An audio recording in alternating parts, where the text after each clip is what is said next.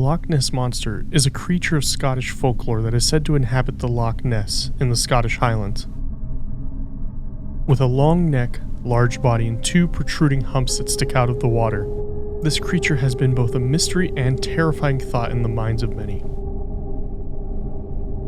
On May 2, 1933, the first major sighting of the Loch Ness Monster was reported. The sighting made it onto local news called the Inverness Courier. It was originally called a beast or whale-like fish. The creature disported itself, rolling and plunging for fully a minute, its body resembling that of a whale, and the water cascading and churning like a glimmering cauldron. Soon, however, it disappeared in a boiling mass of foam. By July of the same year, moderate interest had been sparked in the Loch Ness Monster when George Spicer and his wife saw a most extraordinary form of animal cross the road in front of their car.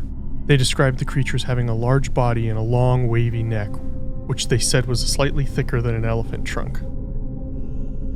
On August 4th, the Courier published a report of Spicer's sighting. This sighting triggered a massive amount of public interest and an uptick in alleged sightings, leading to the solidification of the actual name, Loch Ness Monster.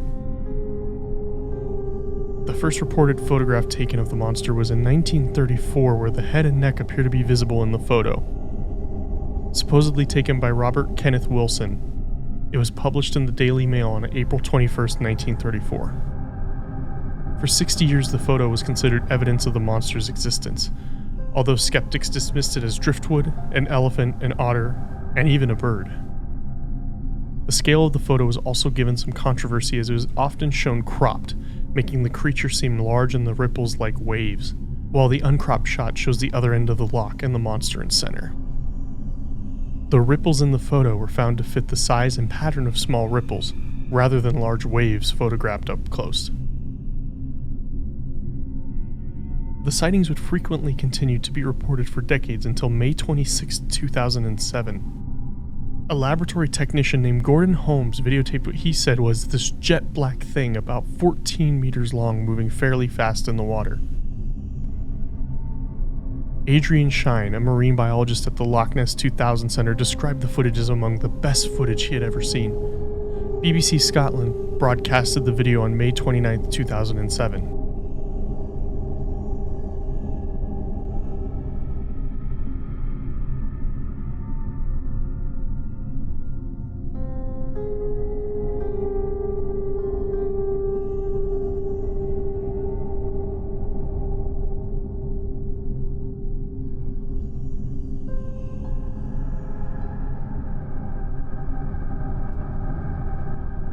Although Shine described the footage as the best he had ever seen, when later interviewed on television, he retracted slightly and suggested that the footage was an otter, seal, or even a water bird. On August 24, 2011, Loch Ness boat captain Marcus Atkinson photographed a sonar image of a 1.5 meter wide, unidentified object that seemed to follow his boat for 2 minutes at a depth of 23 meters, and he ruled out the possibility of a small fish or seal. In April of 2012, a scientist from the National Oceanography Center said that the image is a bloom of algae and zooplankton. On April 19, 2014, it was reported that a satellite image on Apple Maps showed what appeared to be a large creature, thought by some to be the Loch Ness Monster, just below the surface of Loch Ness. At the Loch Ness's far north, the image appeared about 30 meters long. Possible explanations were the wake of a boat, with the boat itself lost in image stitching or low contrast, seal-caused ripples, or floating wood. The Loch Ness Monster has been sighted so many times for so many years, but what exactly is it? A common theory is that the Loch Ness is a still-living plesiosaur. Plesiosaurs are an extinct Mesozoic marine reptile that was alive over 200 million years ago. Plesiosaur displays all of the characteristics of every sighting of the Loch Ness Monster: a long neck, long wide body, and long flippers. The Loch Ness Monster is said to lurk within the deep depths of the loch, which would be very suitable for the plesiosaur. However, it is a bit of a stretch to say that the creature came from the ocean, as it would be a very long journey to go from the ocean to the Loch Ness. But then why would no other lochs or rivers report sightings of the beast? A very plausible theory is that the Loch Ness Monster is a plesiosaur that somehow survived mass extinctions by living deep down in the loch, and has survived for a very long time, but this would mean that the monster is over 200 million years old. Perhaps there are more than one creature living in the loch. Many attempts have been made to truly find the monster. Searches go back to 1934 with the Edward Mountain Expedition. Edward Mountain financed a search to find the monster after reading about it. 20 men with binoculars and cameras positioned themselves around the loch from 9 a.m. to 6 p.m. for 5 weeks beginning on July 13th. Although 21 photographs were taken, none were considered conclusive. A video was taken, but zoologists and professors of natural history concluded that the film showed a seal. However, the film has been lost. In 2003, an operation was sponsored by the BBC to search the loch using 600 sonar beams and satellite tracking. The search had sufficient resolution to identify a small buoy.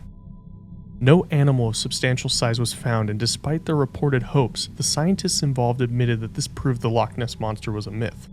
In 2018, an international team consisting of researchers from the universities of Otago, Copenhagen, Hull, and the Highlands and Islands did a DNA survey of the lake, looking for any unusual species that may be living within the loch.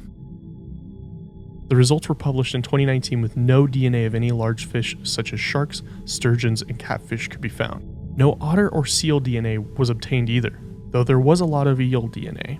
The leader of the study, Professor Neil Gemmell, said he could not rule out the possibility of eels of extreme size, though none were found or caught.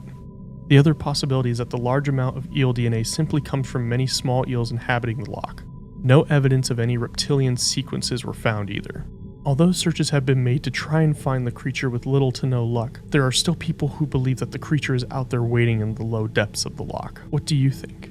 Is there something truly lurking in the depths, or are we just blindly looking for something that may not be there?